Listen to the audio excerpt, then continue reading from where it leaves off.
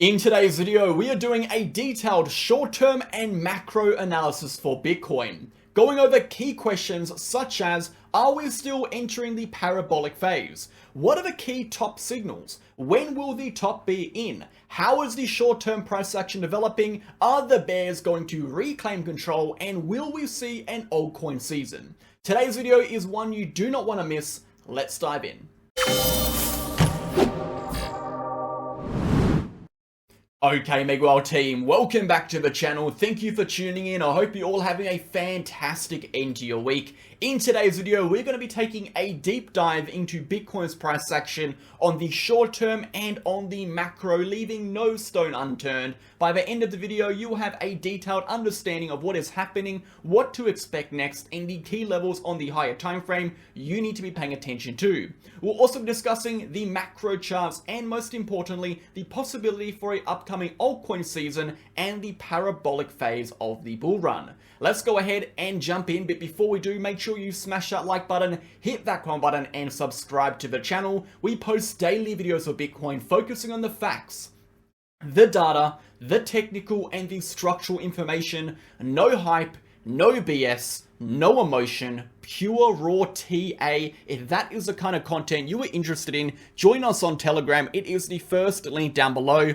You'll get access to charts, updates, videos, educational posts, news events, and everything you need to stay in the loop of cryptocurrency, with Bitcoin and the relevant economic news. If you are interested in taking your trading to the next level, join us on VIP, where we post trading setups with exact entry prices, exact targets, exact stop losses, trade justification, exclusive analysis, and so much more. You'll also get access to our group chats, our general chat, our trading chart and education chat, our news, help, daily video, and trade setup chat. If you are interested in getting access to that with nearly 700 members, contact me in the pinned comment of the free channel by clicking my name or these links for more information. Let's go ahead and dive on in. So in the last 24 hours, we have seen a little bit of a correction for Bitcoin, taking us all the way back down to that mid-level of support of the higher time frame 2-month-long horizontal consolidation range. This support area sitting at a price range between 66,000, which acts as the mid-level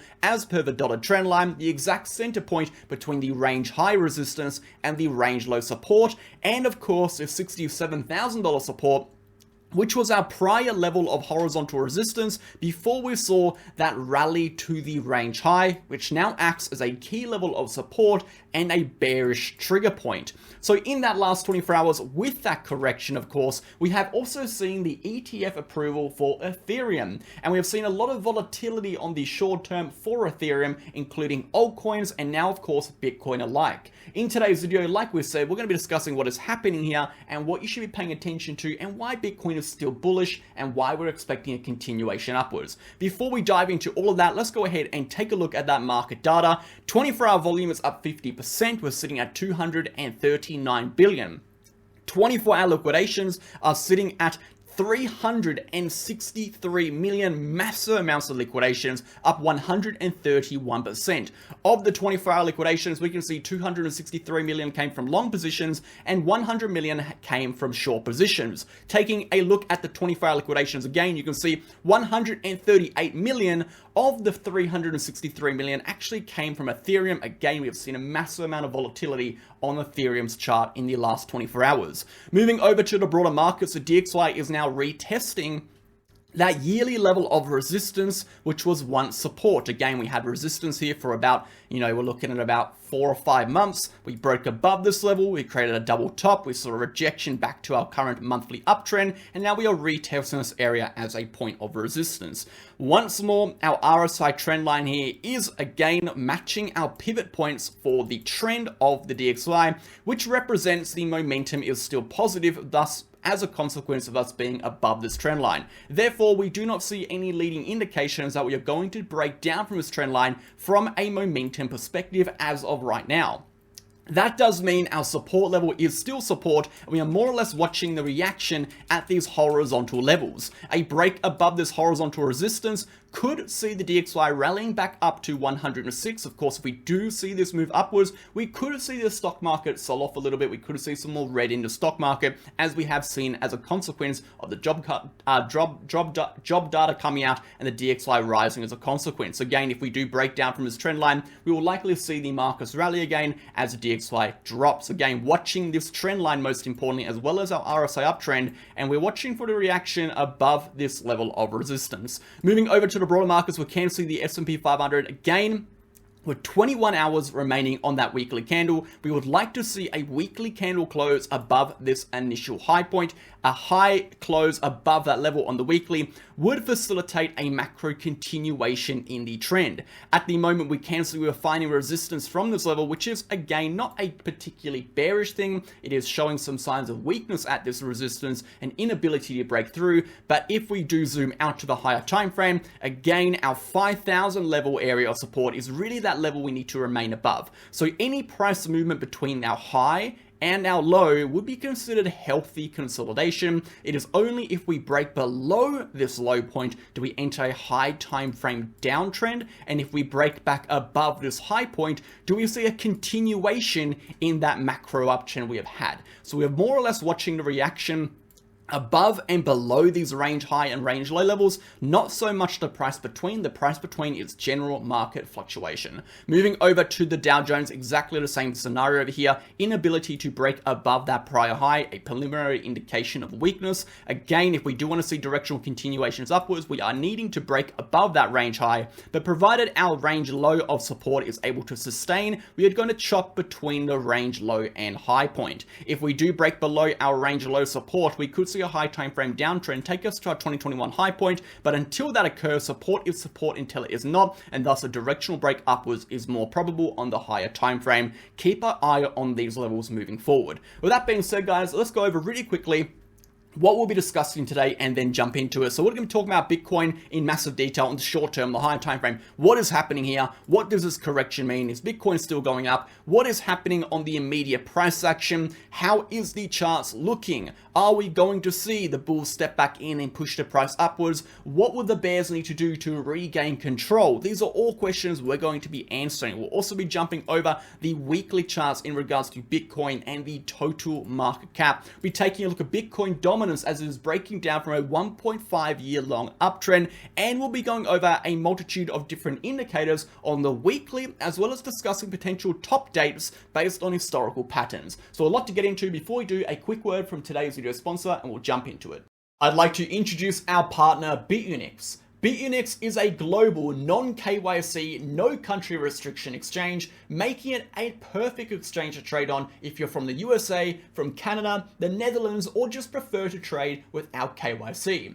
This exchange is a futures and spot exchange with over 200 different trading pairs and some of the lowest fees in the game. If you sign up with my link down below, you'll get access to 15% off your trading fees, as well as an exclusive reward center where you can claim up to a multitude in USDT prizes. So go ahead and sign up with my link down below for 15% off, and I'll see you in there. Okay team, let's go ahead and jump into it. So we're going to go rapid fire, smashing through these topics. We have so much to discuss today. We're leaving no stone unturned, but we're going to try to get through it nice and quickly. So like we said, Bitcoin has seen a rejection to 67,000. If we keep it simple, the midline, this dotted trend line and our horizontal support level is going to be the key trigger point for shifting trend, meaning while we are sitting above this area of support, we are in the bullish territory of our high time frame channel. A high time frame channel is again the distance between our range high at 72.5k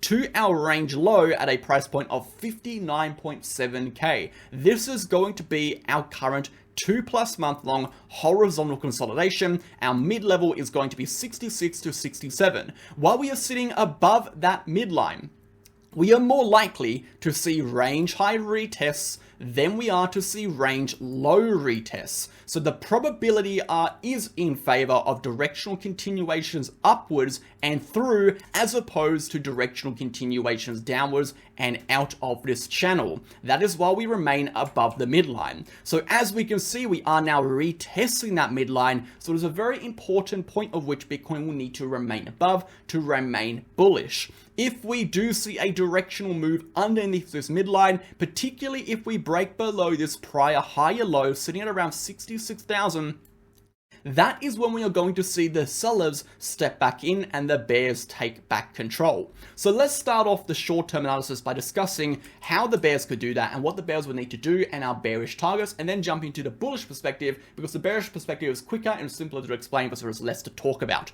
So if we do see a breakdown from this level, we'll be explaining in a second what that would mean, we would need to see a break and a 4-hour close underneath this local higher low at 66,000. By doing so, that would demonstrate excessive weakness and an inability to sustain above our key level of support, showing us increased selling pressure and more or less decreased buying pressure or exhaustion on the hands of the bulls. If we do see that, we would see a correction to our next level of support, which was, again, if we look at our highs over here, this is going to be a lower high, this is going to be a lower high, this is going to be a lower high. We had a support resistance flip. This would be our initial bearish target if we were to see a correction down, which would be at 65,000. If we do come down to 65,000, we do have that uptrending level of confluence, which is going to that uptrend we did establish before seeing that uptrend actually continue all the way to a range high from these range low levels. That would be the trend line we would need to break underneath to see a correction back to 60. So even if we see this 66k level lost, we're looking for a rejection to 65, and only if we drop below this trend line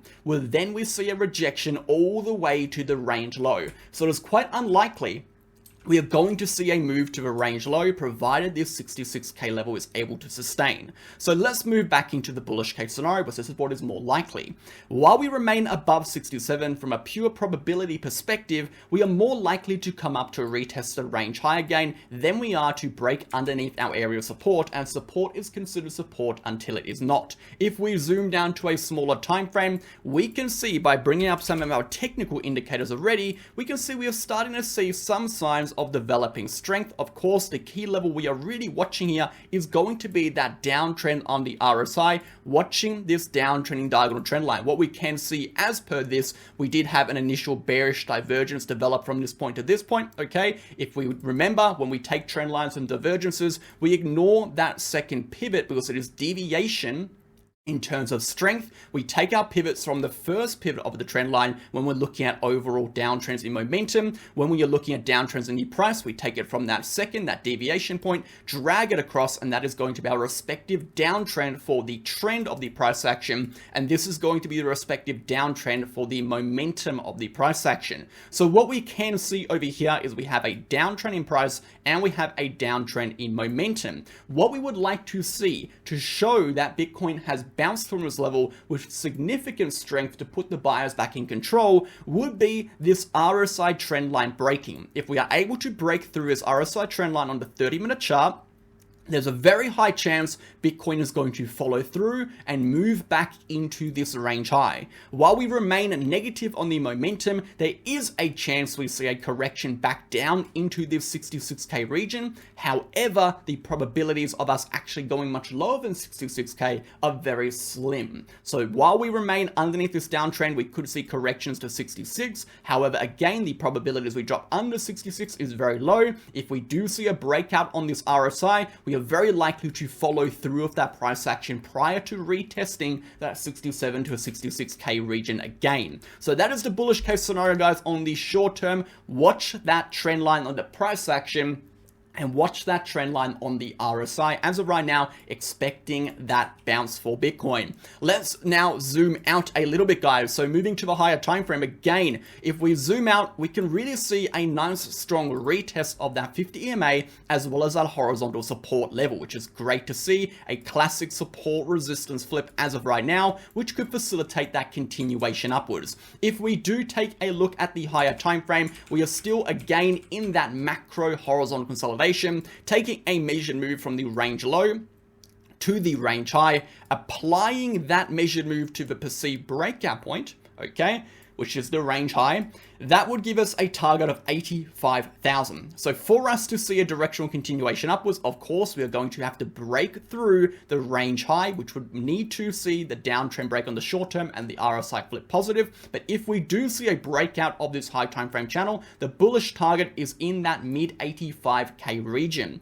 As you can see, a macro continuation above our deviation high will trigger that parabolic move. And as we can see on the VRPV, we have no data here. Even if we zoom out, this is our price discovery region. If we enter price discovery with positive strength and positive momentum, we're going to see not only the trend pick up, we're going to see volatility, particularly bullish volatility, increase, and the price will start to move very fast. And this matches up with that parabolic phase we have seen in prior cycles when we start breaking over those prior high points. So particularly, a very particular thing you need to be paying attention to is going to be that key level of resistance on the high point. Now, if we apply that to the bearish scenario, again, zooming out to the daily chart, the key level of support the bears will need to break us below, okay, is going to be this uptrend. While Bitcoin remains above this uptrending trend line, we are very much bullish. If we zoom out and draw a horizontal bear market resistance in, this is going to be our bear market resistance, 32k region. Technically, what we saw, again, was the top for Bitcoin.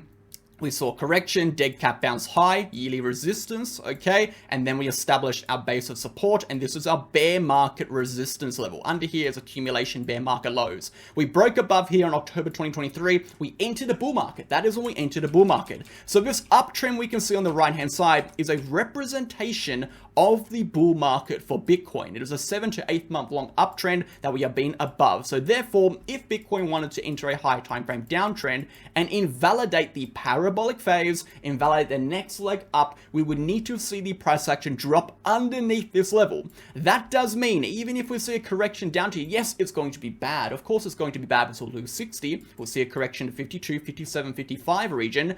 It will not be the end of the world in terms of the macro charts because Bitcoin is still going to be above its bull market trend. So keep that in mind as well, guys. That is, of course, something you need to be paying attention to. Let's now go ahead and take a look at those macro charts. So if we take a look at this chart over here, this is our month. We're going to fly through these ones. This is a monthly chart. What we have seen historically, when we break above the dotted trend line, dotted trend line over here, you can see it here, and you can see it over here. The dotted trend line is a representation of the highest point reached for Bitcoin, okay, after the initial leg down, after the top of the cycle. So there's a dead cat bounce high point. It's the dead cat bounce high point for Bitcoin.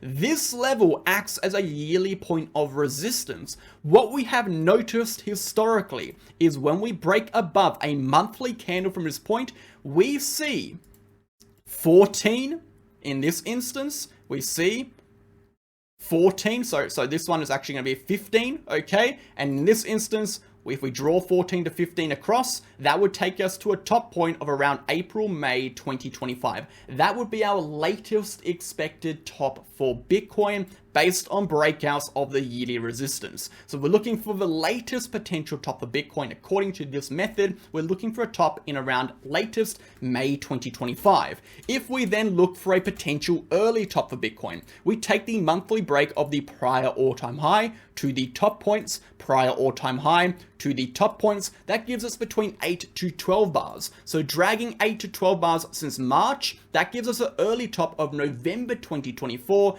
and a late top of March 2025, sorry. So we're looking between November to May for a possible top range for Bitcoin according to our monthly date range trends. Now, this isn't something I'm going to be holding myself to tooth and nail because things change and data changes. And when I look for tops, I always look for the data. How is the strength of price action shifting and developing? This is just an estimate. So how can we really go ahead and predict the top for Bitcoin or when it is in? We have to use analytical tools that tell us, again, information regarding leading data such as momentum on a macro chart. The best one I have developed myself, I've used in prior cycles to predict the top or very close to the top, and I'll be using again, is going to be a combination of the pi cycle high indicator and the vortex trend indicator. We're going to go over it really quickly. What we have seen historically is after the red line, which is the pi cycle lower band, breaks into the Ichimoku cloud, from that point onwards until we create a pi cycle high, the price action does not break underneath the midlines of the pi cycle indicator. When it breaks underneath the midline of the pi cycle indicator, that is when the top is expected to be in. Okay, we have seen that historically create pi cycle highs and downtrends start for Bitcoin in both instances. In fact, in every instance, we have seen that exact pattern. So the pattern is the pi cycle lower band breaks into the Ichimoku cloud. From that point onwards, we do not drop underneath the midlines of the pi cycle indicator by drop under in a weekly candle close until the pi cycle high is printed. And the pi cycle high is always printed at the same time the vortex trend retests that downtrend.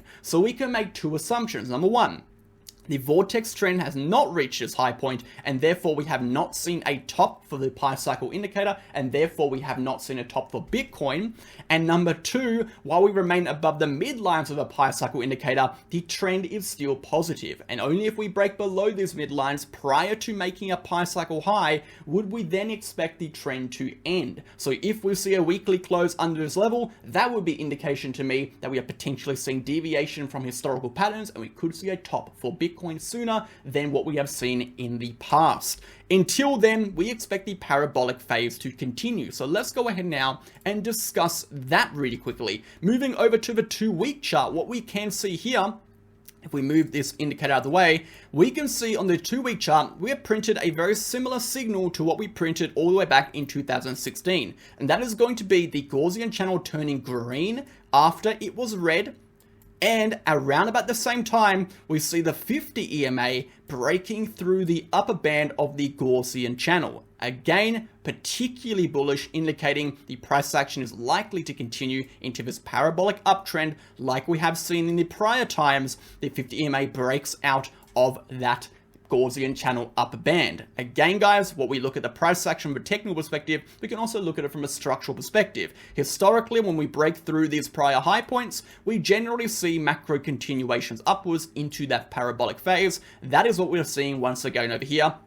Potential macro continuations upwards. For that parabolic phase to really kick off for Bitcoin, again, we need to break above that range high, the macro continuation above that level. Until that level breaks, there is always going to be a risk we see a correction back down to that high time frame uptrend. It's very important we understand this. Until we break above that point, okay, and create a new high on that weekly, breaking above that high point on the weekly, there is always going to be a possibility we see that correction back down to that macro uptrend, which will be very, very bad to see. However, again, provided it holds, the higher time frame charts will remain bullish. So, are we in the clear 100%? No, the market's never 100% in the clear. There's always risk. There's always a degree of risk, okay? But if we look at the probabilities from technical, structural, and of course historical patterns, we are more likely to continue into this parabolic phase. If we look at the Bitcoin dominance chart now, we can see Bitcoin dominance is dropping out of that 1.5 year long uptrend. Again, as we know, if Bitcoin dominance drops downwards, we generally see an altcoin season, provided the total cryptocurrency market cap increases. If we see the total cryptocurrency market cap increase with Bitcoin dominance falling, both Bitcoin and alts rise in value, but altcoins rise much more comparatively, which is an altcoin season. Historically, in prior bull runs, particularly the altcoin seasons, we see Bitcoin dominance drop down to this 40% region, which is where we generally find the top for Bitcoin. So historical patterns are playing out. The real big question is, and it's been the big question the entire time, are we going to see everything play out again, or are we going to see something different occur this time? As of right now, all the data we have is pointing to the same, but there is data that could come out, such as potential developing risk of rising interest again based on rising interest rates based on the current inflation data. That would be real. That would be the real kicker that could shift the perceived systematic risk into a negative perspective and push the markets downwards. So the only real risk I see personally is if inflation continues to rise aggressively or remains a little bit higher and the Federal Reserve decide, you know what, we're not going to move towards a a reduction in rates, we actually need another increase in rates. That would be the real thing that could push the market into a macro downtrend. But until that happens, the market will remain constant, it will remain steady, and will remain continuing towards what is expected to be a bullish outcome, which is dropping future interest rates. Thank you for watching. Have a fantastic day. Catch you guys in the next one on Sunday. See you then.